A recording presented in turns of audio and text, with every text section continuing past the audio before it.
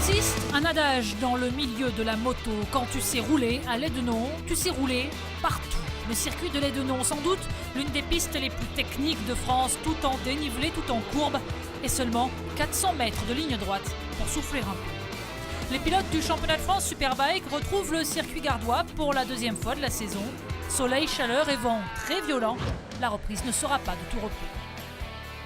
Voici un visage familier mais qui manquait dans le paddock depuis le début de la saison. Jordan Levy, champion de France 125 en 2011, n'a pas pu défendre son titre faute de budget suffisant. Après quelques courses en CEV dans le championnat espagnol, le voici finalement de retour sur le France avec une Moto 3, quasi prototype.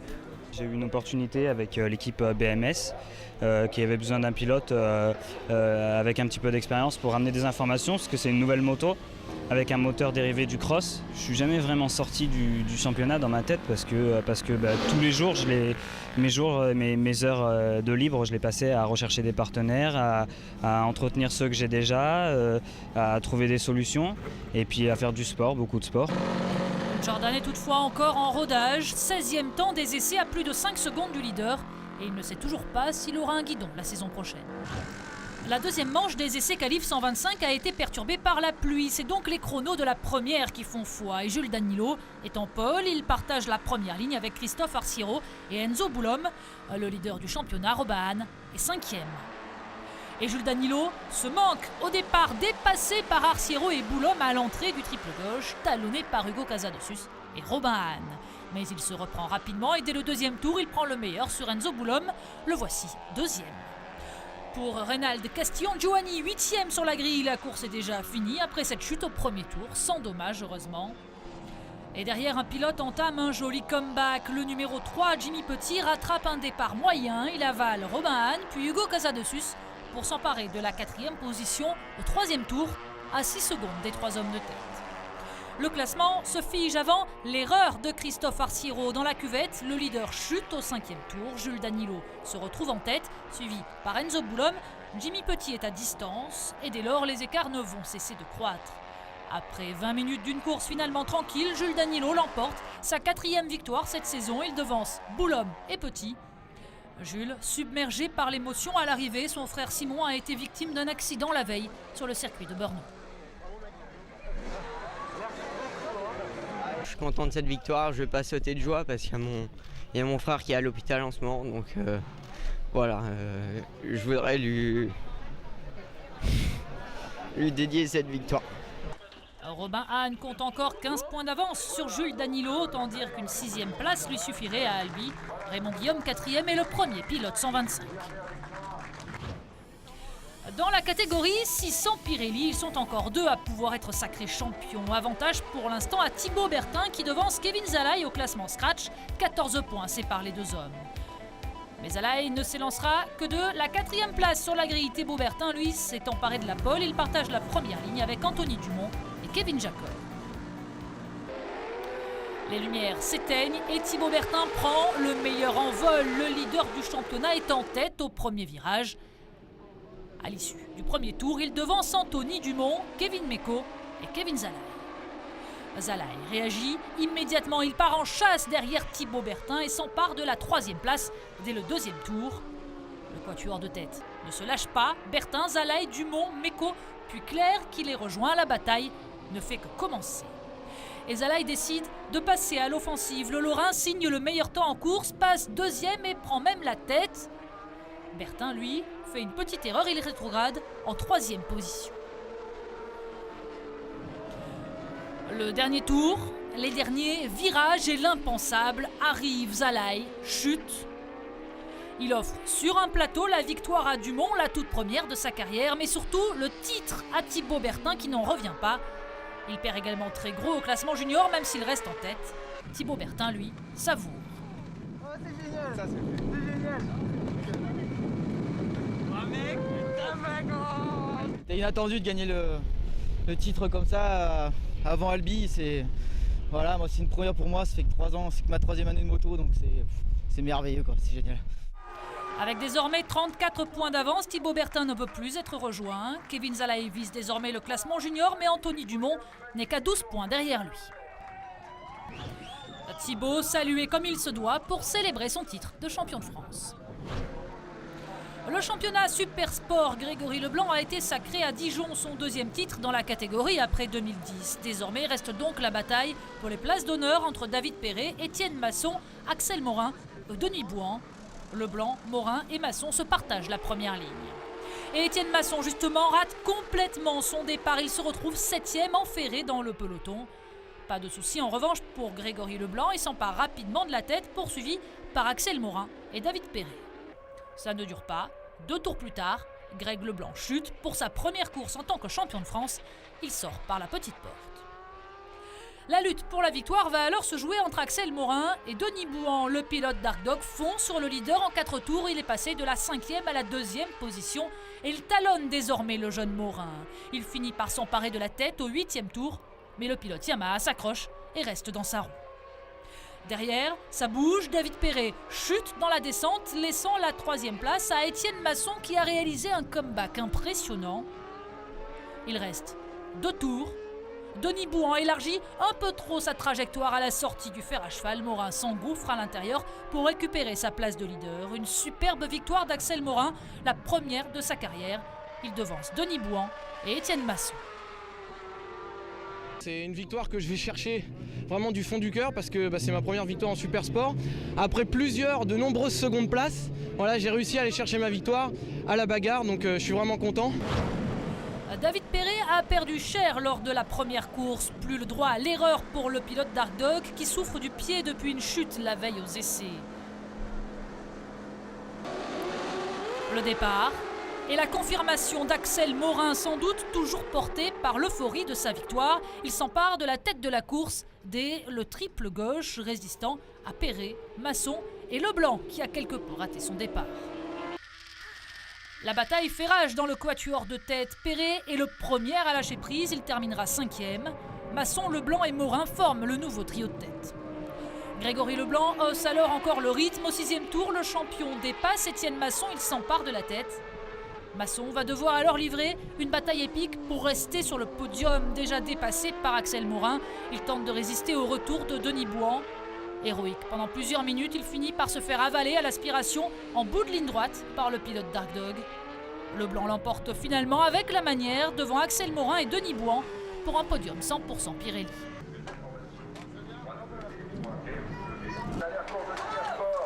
Les places d'honneur sont toujours aussi disputées. Axel Morin a marqué de gros points et devance désormais Étienne Masson et David Perret. Denis Bouhan semble trop loin pour le podium final.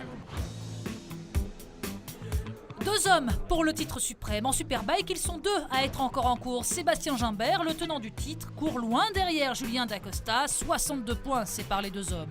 Pour Gimbert, l'équation est simple, il faut gagner les 2 manches et attendre l'erreur de son rival. Ça tombe bien, il se sent très à l'aise sur ce circuit où il avait remporté sa première victoire de la saison en juin dernier. Moi je veux gagner, voilà, je veux gagner comme j'ai envie de gagner aux 24 heures du Mans, donc bien évidemment je ne vais pas partir dans l'objectif en me disant je vais jouer la course de ma vie, c'est sûr. Maintenant pour moi je vais essayer de tout faire pour gagner, c'est sûr. Maintenant on va voir, hein. La course est longue et il y a 2 courses demain, il y en a encore 2 à Albi, il reste 100 points à distribuer, à nous d'être forts. Le mal de tête, en revanche, guette Julien Dacosta. Le titre est à portée, mais il ne veut pas prendre le moindre risque à 15 jours des 24 heures du Mans. Avec son team SRC, le pilote Kawa a même raté la première journée dans le Gard pour rouler aux essais pré-Mans, mercredi et jeudi. De 2e place lui suffirait pour être sacré. À lui de savoir gérer. Et les 2 hommes forts du championnat se retrouvent fort logiquement sur la première ligne de la grille, encadrant Vincent Philippe, qui a signé le 2e temps des essais. David Muscat, Mathieu Ginès et Guillaume Dietrich se partagent la 2e ligne. Et dès le départ, Sébastien Gimbert prend les commandes de la course au triple gauche. Il vire en tête. Mathieu Ginès a réalisé un bon envol. Il est 2e. Dacosta, lui, est englué dans le peloton, mais il va rapidement remettre les choses en ordre. Le pilote Kawa ne veut pas laisser Gimbert prendre le large. Dès la fin du premier tour, il est 3e. Il passe second dès le tour suivant. Ginès est 3e. Philippe, 4e. Dès lors, Gimbert va creuser l'écart petit à petit. Derrière lui, un quatuor se bagarre. Dacosta, Ginès, Philippe et Muscat se tiennent en 1 seconde. Et David Muscat va finalement assurer le spectacle. L'officiel Ducati prend le meilleur sur Vincent Philippe, puis sur Mathieu Ginès. Au 13e tour, le voici sur le podium. À l'avant, Gimbert et Dacosta ont eux assuré. Le pilote BMW remporte sa 3e victoire de la saison, mais son rival a fait un pas de plus vers le titre.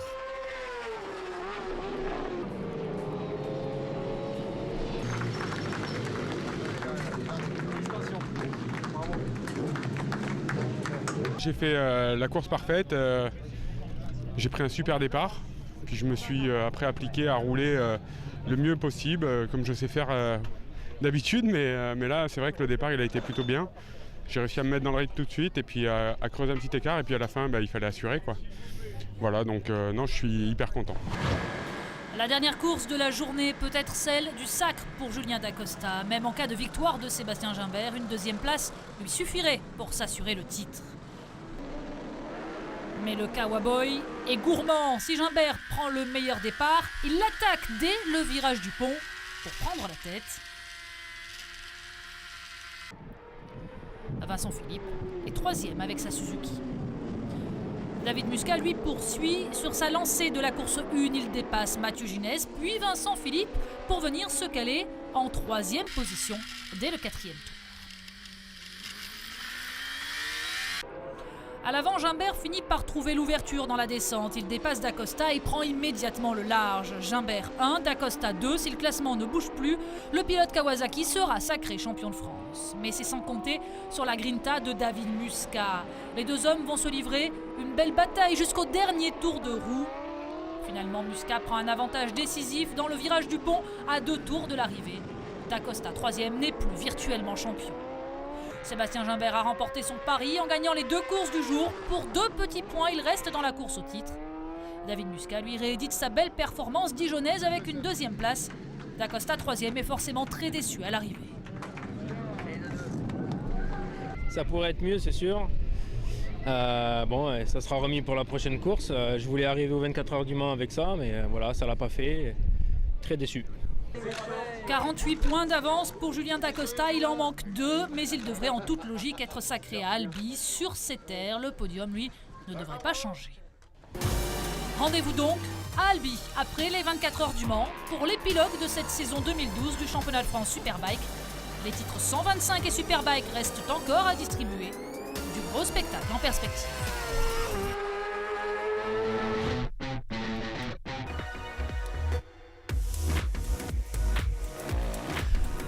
Le château, un lieu mythique, terre de la Gilles, l'allée classique, l'enduro le plus dur au monde. Les pilotes savent à quoi s'attendre avant même les premiers tours de roue. Chaleur, poussière, tracé technique et liaison usante. Rarement les visages auront été aussi marqués à l'arrivée, chez les élites comme chez les nationaux.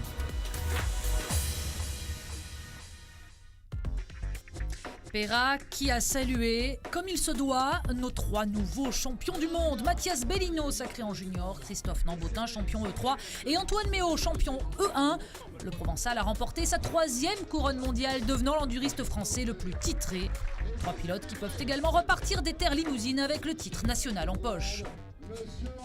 Les petites cylindrées ouvrent le bal ce samedi. Les E1 s'élancent les premiers, découvrant des spéciales encore vierges et rendues glissantes par la rosée. Le terrain de jeu idéal pour Fabien Planet.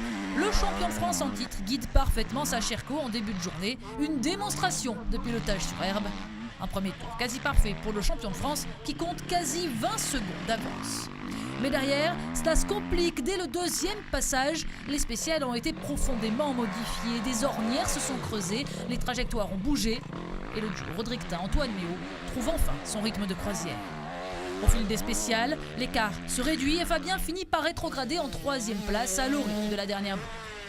Tin et Méo vont alors se livrer une bataille d'anthologie. Au final, 2 centièmes seulement séparent les 2 hommes, un souffle. Et Antoine Méo devance Rodriguetin, la 5e victoire en 6 journées pour le pilote KTM, toujours au guidon de sa petite 125 de temps. Pas évidente à manœuvrer dans les ornières de poussière.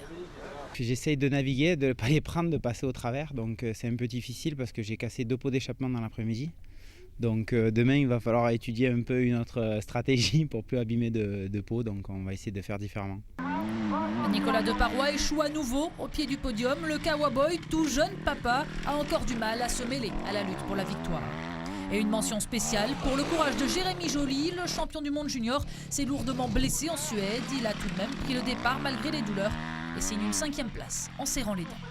Ils sont devenus les meilleurs ennemis. Pela, Taroux, les 2 leaders de la catégorie E2. 6 points laissés par seulement au classement général. Et comme le début de la saison, les 2 hommes vont se livrer une bataille dantesque. Jérémy Taroux débute très bien la journée, met la pression sur son rival. Mais la ligne sert de juge de paix. Au 2e tour, le pilote KTM y perd 8 secondes et va progressivement lâcher prise. Avant la dernière spéciale, Pela compte 22 secondes d'avance, mais il chute et reste sonné. Il repart un peu en aveugle et limite les dégâts, conserve finalement un petit matelas de quasi 10 secondes et s'impose à l'arraché. Julien Gauthier et Antoine Basset vont eux se livrer une belle bataille pour la 3e place, avantage au pilote Kawa ce samedi pour 6 petites secondes. Les E3 ou le cavalier seul de Christophe Nambotin. Le nouveau champion du monde et jeune papa lui aussi ne lâche qu'un seul chrono dans la journée.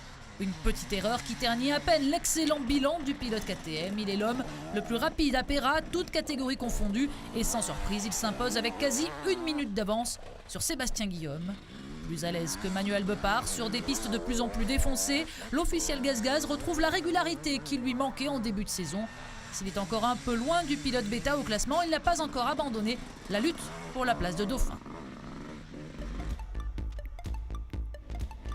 Le motoclub Perratois a travaillé sans relâche entre les 2 journées pour remettre la piste en état. Les ornières de poussière vont malgré tout rendre la course très difficile pour les pilotes, dignes d'un mondial, glisseront même certains.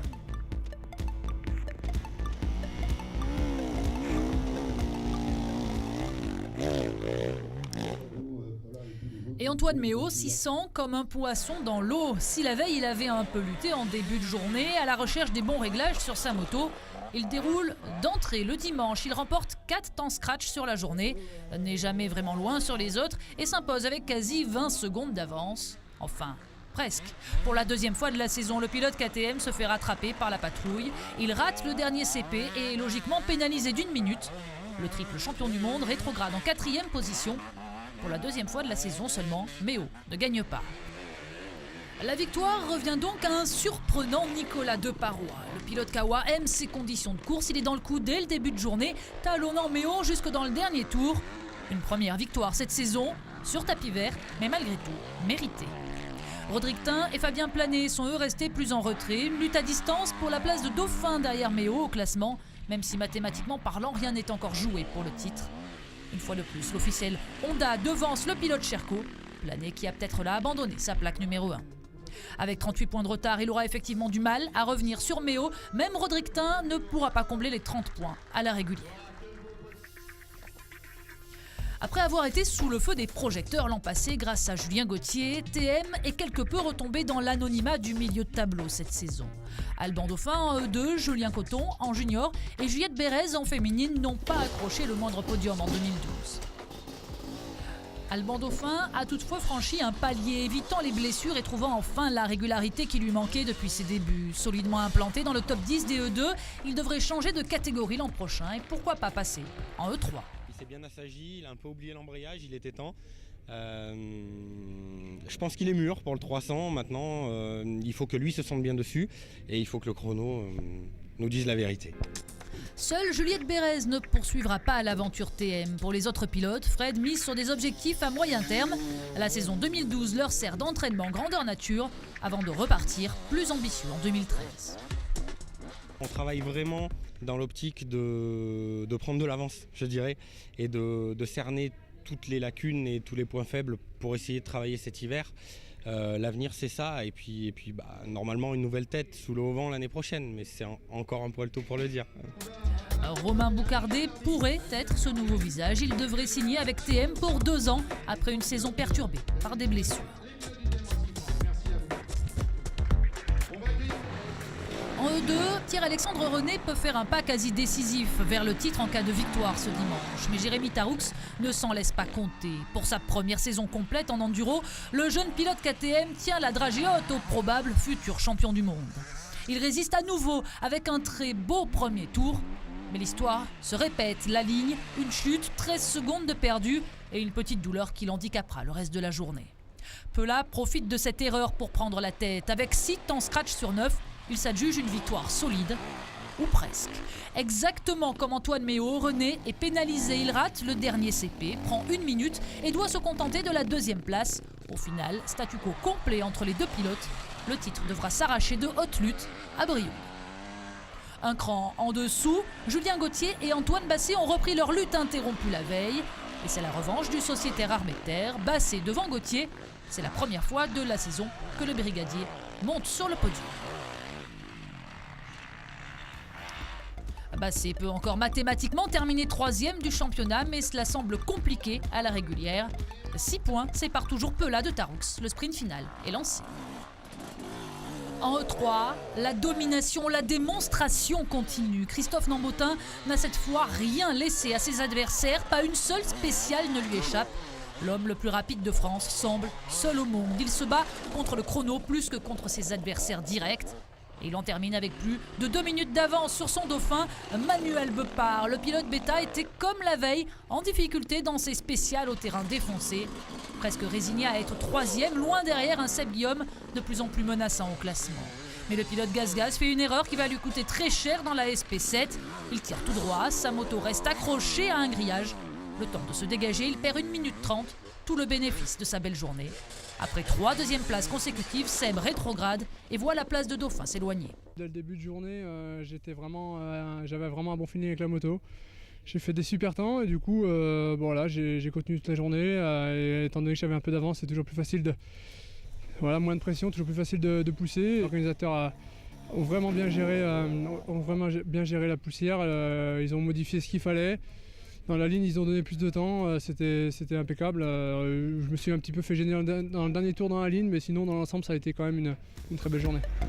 Avec 29 points d'avance, Christophe Nambotin n'est toujours pas à l'abri, mais à la régulière, il sera difficile d'aller le chercher. En revanche, Manuel Bepard et Seb Guillaume restent sous pression pour la 2e place. En junior, le suspense est terminé. Pour sa 2e saison, Mathias Bellino remporte son 1er titre national, 1 semaine après avoir été sacré champion du monde. Légèrement blessé au poignet, il a assuré le samedi et terminé 2e derrière Kevin Romer, avant d'accélérer le dimanche pour l'emporter et s'assurer la victoire finale. Une semaine parfaite pour Bellino qui compte désormais viser le triplé avec les ISDE en fin de mois. Un petit peu l'objectif d'avoir les 3 titres dans l'année, donc là j'en ai eu 2 sur 3 déjà. Après là j'ai un poignet qui m'embête un peu, donc j'espère pouvoir bien le soigner pendant les 2 semaines d'intervalle qu'on a avant les 6 jours là. Et de façon à être en forme à 100% et défendre ce titre que j'ai déjà eu l'année dernière. Cette année on a aussi une très bonne équipe, donc ce serait super de l'avoir une 2e fois et de faire les 3 titres dans la même saison, ce serait vraiment super. Avec 53 points d'avance sur Kevin Romer, Bellino ne peut plus être rejoint avant la finale de Brioude.